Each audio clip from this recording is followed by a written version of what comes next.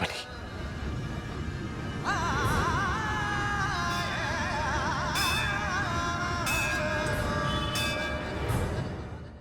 সবার আগে কিন্তু ওর মা বাবাকে জানানো উচিত। ওর মা বাবাকে খবর দিয়েছিস? দিয়েছিস তো? আমি বাড়ি গিয়ে দিয়ে দেবো। বর্দা ভাই আমরা এখন বাড়ি যাচ্ছি না বর্দা ভাই, আমরা বাড়ি যাচ্ছি না।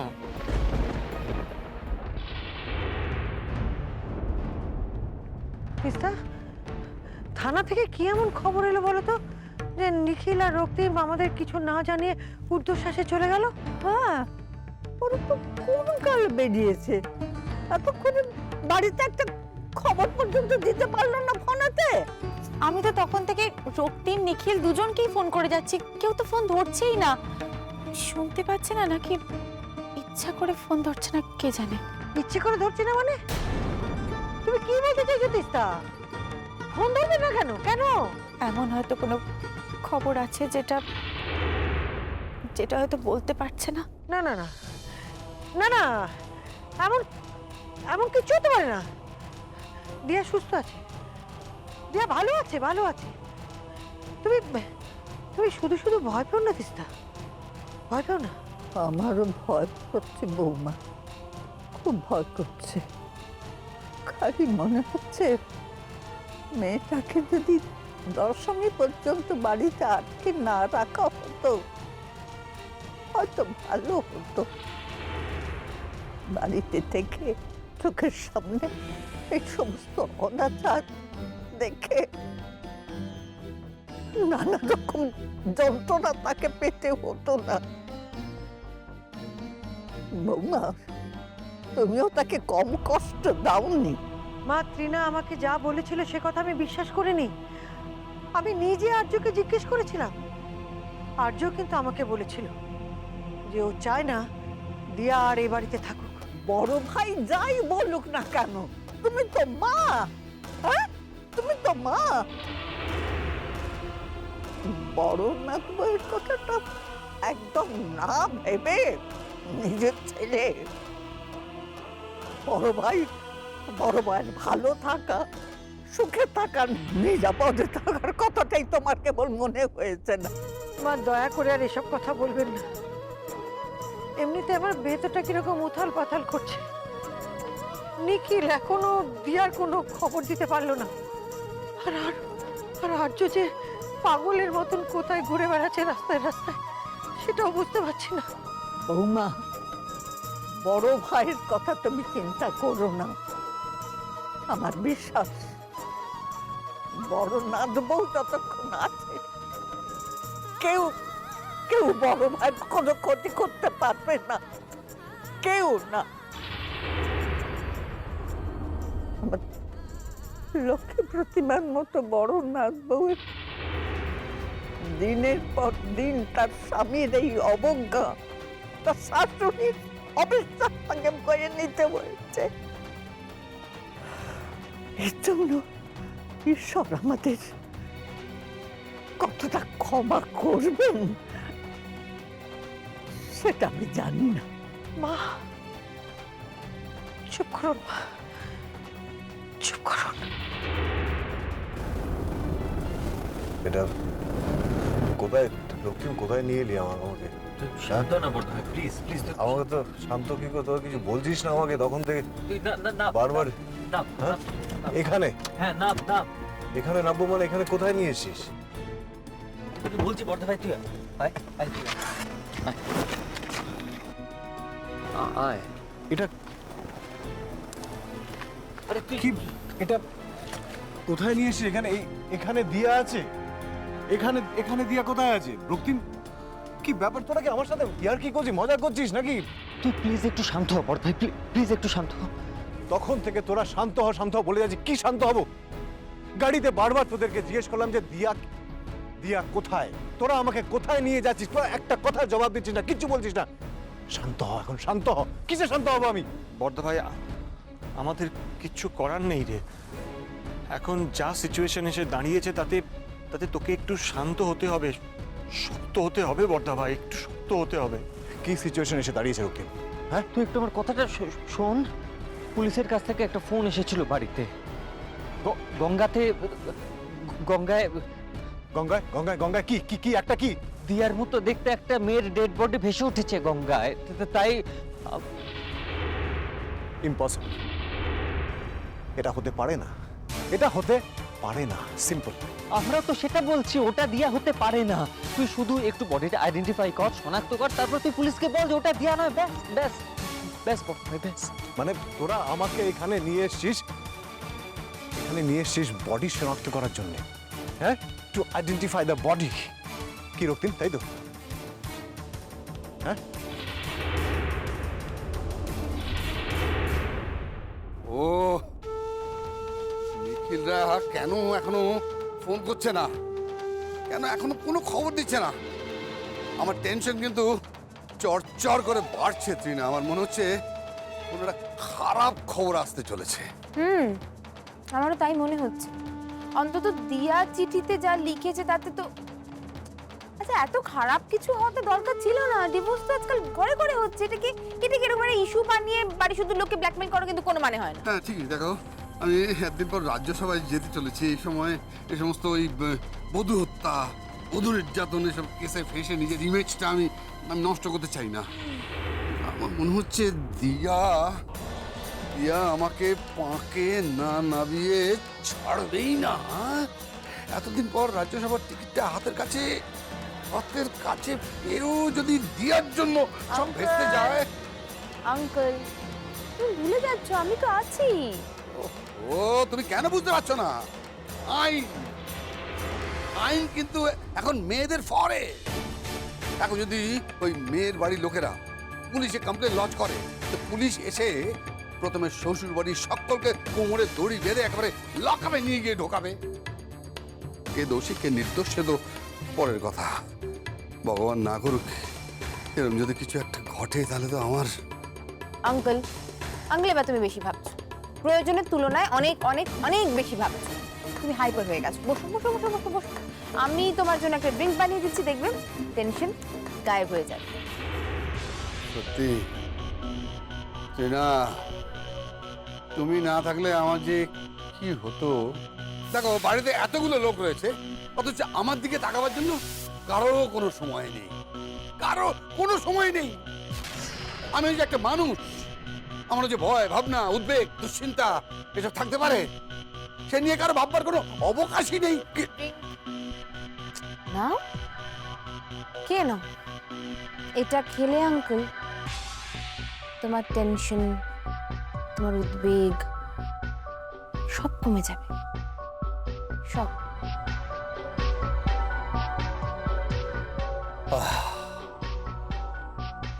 না, মনটা এবার একটু শান্ত। আমারও মনটা শান্ত হলো আঙ্কেল। আর্য, তোমাকে যে আমি কি বাঁধনে বাঁধলাম, 7 জন্মে তুমি এ বাঁধন ছিঁড়ে বেরোতে পারবে না।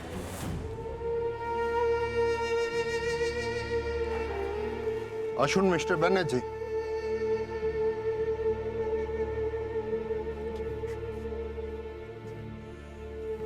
এই চাদরটা তুলে মুখটা দেখাও।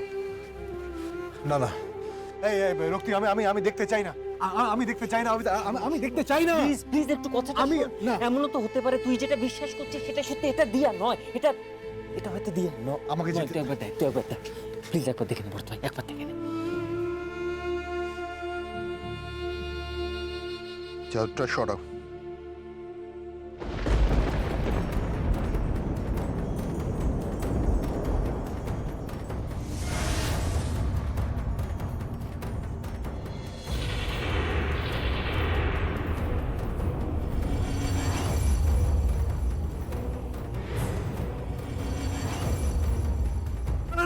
না না না না, এটা দিয়া হতে পারে না, এটা দিয়া হতে পারে না, ইম্পসিবল, ইম্পসিবল।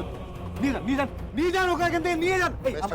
মিস্টার ব্যানার্জি, আপনি আরেকবার একটু ভালো করে মুখটা দেখুন। আমি দেখে নিয়েছি, আমি যা দেখার দেখে নিয়েছি। আমার ওয়াইফ আপনার থেকে আমি ভালো করে চিনি, আমি দেখে নিয়েছি ওটা দিয়া নয়।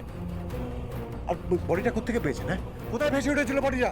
এটা তো কালীবাজার ঘাটের কাছে। কালীবাজার ঘাটে, সেটা অনেক দূর। দিয়া ওখানে যেতেই পারে না, ইম্পসিবল, যেতে পারে না। দেখুন মিস্টার ব্যানার্জি, গঙ্গায় সুইসাইড করলে বডি জোয়ারের জলে যে কোনো জায়গায় যেতে পারে। তাছাড়া মানুষ যখন সুইসাইড করে তখন তার মানসিক অবস্থা এমন থাকে যে কোথায় গিয়ে সুইসাইড করবে তার কোনো ঠিক ঠিকানা থাকে কি? আচ্ছা আচ্ছা, আপনি একটা কথা আমাকে বলুন তো, আপনি বারবার কেন এটা বলছেন যে এটা সুইসাইড? হ্যাঁ, কেন বলছেন বারবার? এটা তো খুন হতে পারে, পারে তো, হ্যাঁ? আর দেখুন ওর মুখে যে ক্ষতচিহ্ন রয়েছে, আর আপনি যেটা বারবার বলছেন যে ওটা শিকলের বাড়ি, সেটা হয়তো কেউ ইচ্ছাকৃতভাবে মুখে আঘাত করেছে কোনো অস্ত্র দিয়ে, পারে তো। দেখুন অফিসার, এই মেয়েটা যেই হোক না কেন, আপনি কি করে এত শিওর হয়ে বলতে পারছেন যে এটা সুইসাইড কেস, ও সুইসাইডই করেছে? হ্যাঁ, এটা খুন নয়, কি করে বলতে পারছেন? আপনার হাতে কি পোস্টমর্টম রিপোর্ট এসেছে? না, আমি বলছি না যে এটা 100% সুইসাইড কেস, তবে আমার এতদিনের অভিজ্ঞতায় বলছে এটা সুইসাইড কেস হওয়ার সম্ভাবনাটা বেশি। তবে ভাসানের সময় দু একটা অ্যাক্সিডেন্ট কেস ঘটে, মানে জলে ডুবে মৃত্যুর খবর আসে আমাদের কাছে। তবে আমার মনে হচ্ছে এটা সুইসাইডের চান্সটাই বেশি।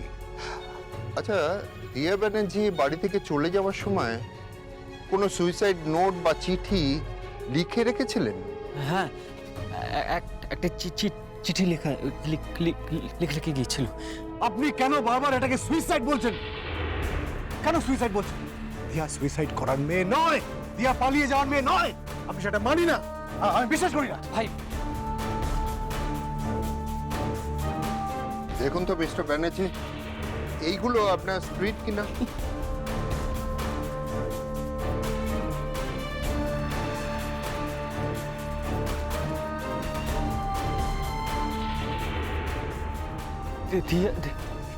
এই বর্দা ভাই, বর্দা ভাই, ওই গয়নাগুলো দেখ না। ডেড বডির সঙ্গে যেসব গয়নাগাটি থাকে সেটা মর্গে আসার আগেই হাফিস হয়ে যায়। শুধু আপনাদের বাড়ি কেস বলেই এগুলোকে স্পেশাল কেয়ার নিয়ে উদ্ধার করার চেষ্টা করেছি। নিখিল, ওই গয়না শাড়িগুলো একটু দেখ না। আমার কথাটা বোঝার চেষ্টা করে, দিয়া নয়, প্লিজ একবার দেখ না বর্দা, প্লিজ দেখে প্লিজ একবার দেখ না নিখিল, বর্দা, প্লিজ একবার।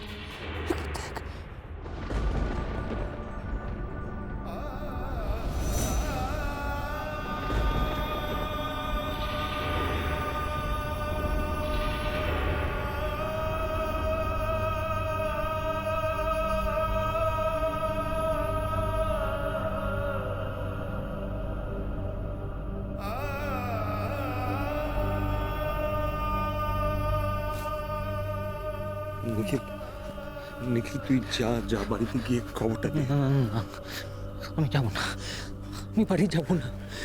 আমি বাড়ি গিয়ে কি বলবো বলতে আমার কিছু বলার নেই মিস্তা ভাই, আমার সব কথা হারিয়ে যাচ্ছে, আমি বাড়ি যাবো না। নিখিল যা আমি বাড়ি যা, যাবো তুই না। বাড়িতে যা, তোকে বাড়িতে যেতে হবে। আমি যাবো না মিস্তা ভাই, বাড়ি আমি বর্দা ভাইয়ের সঙ্গে আছি, এখানে কাউকে একজনকে তো থাকতে হবে।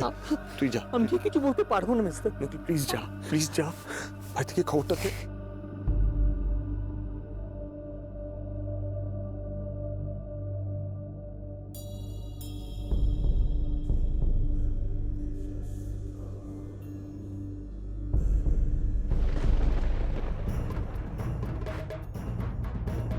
বর্দা ভাই, বর্দা ভাই, বর্দা ভাই, রক্তিম, আমার দিয়াকে ফিরিয়ে এনে দে। রক্তিম, আমার দিয়াকে ফিরিয়ে এনে দে।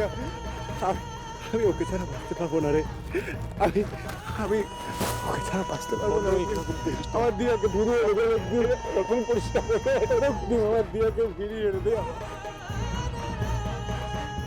আমার দিয়াকে ফিরিয়ে এনে দে। রক্তিম, ফিরিয়ে এনে দে। রক্তিম প্লিজ, রক্তিম ফিরিয়ে এনে দে, আমার দিয়াকে ফিরিয়ে এনে দে ভাই।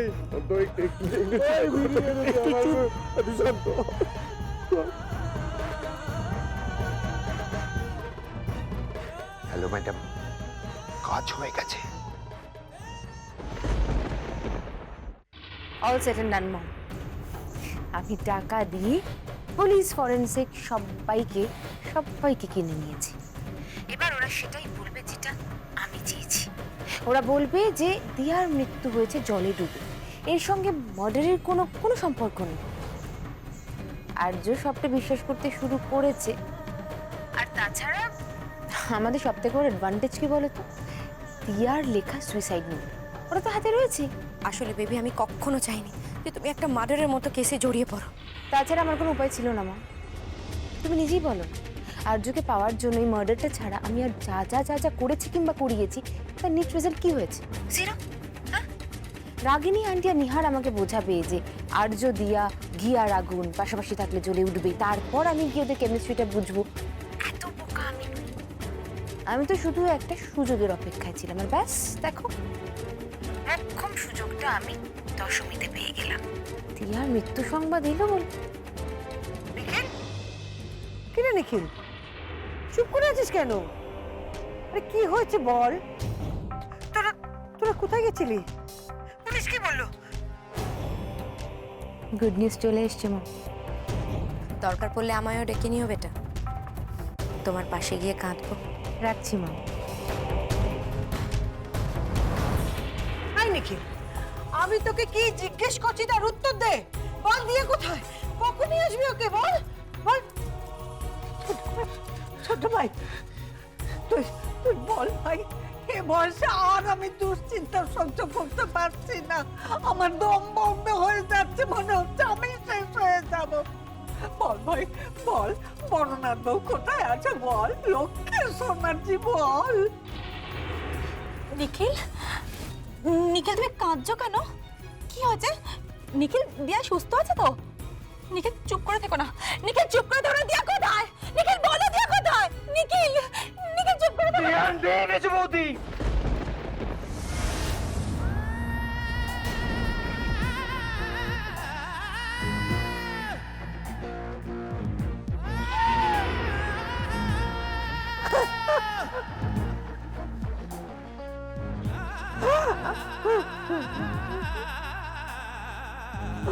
দিয়া আমাদের উপর অভিমান করে না আমাদেরকে ছেড়ে অনেক দূরে চলে গেছে।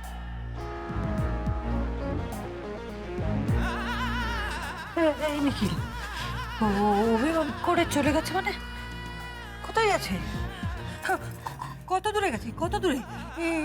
এই যে আর্য বললো যে আর্য যে বললো যে দিয়াকে ফিরিয়ে নিয়ে আসবে, ওকে হারিয়ে যেতে দেবে না। কোথায় গেছে? কোথায় কোথায়?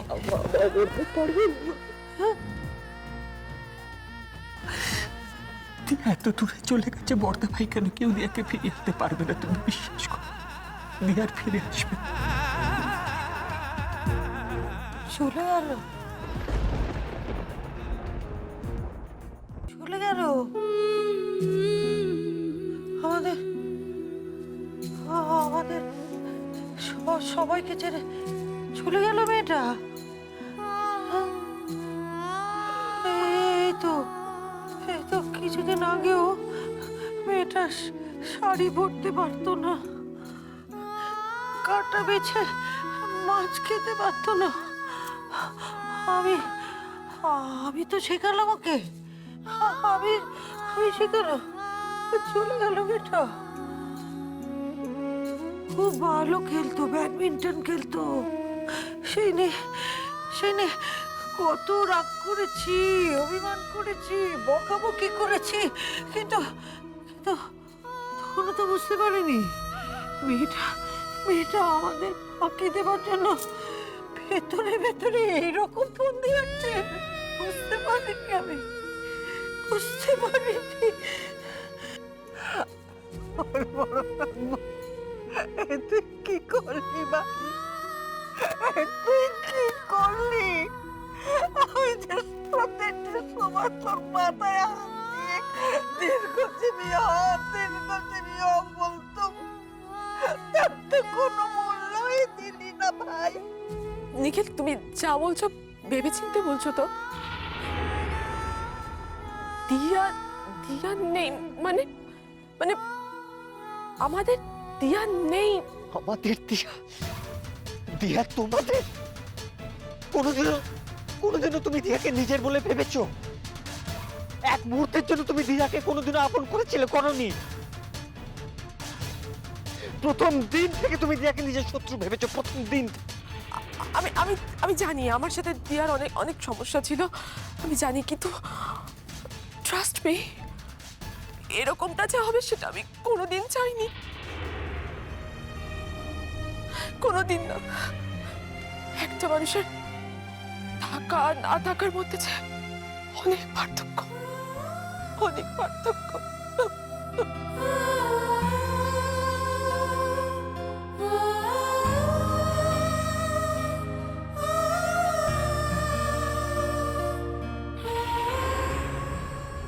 বাবা, দিয়া তো মরে গিয়ে একেবারে বিপ্লব করে ফেললো। রাগিনী আন্টি আর নিহার শেষে কিনা দিয়ার জন্য চোখের জল ফেলছে। বেশ বেশ ক্ষমতা ছিল মেয়েটার।